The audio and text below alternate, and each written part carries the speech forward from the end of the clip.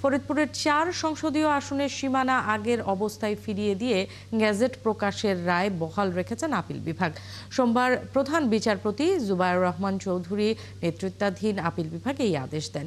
এর আগে ১১ ডিসেম্বর ফরিদপুর ৪ সংসদীয় আসনের ভাঙ্গা উপজেলা থেকে আলগী এবং হামিরদি ইউনিয়ন দুটিকে ফরিদপুর ২ আসনের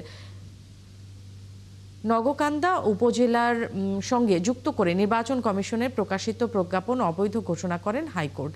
গত ২২ সেপ্টেম্বর ফরিদপুর ৪ সংসদীয় আসনের ভাঙ্গা উপজেলা থেকে আলগী এবং হামিরদি ইউনিয়ন দুটিকে ফরিদপুর ২ আসনের নগকান্দা উপজেলার সঙ্গে যুক্ত করে নির্বাচন কমিশনের প্রকাশিত প্রজ্ঞাপন কেন অবৈধ ঘোষণা করা হবে না তা জানতে চেয়ে রুল জারি করেন হাইকোর্ট।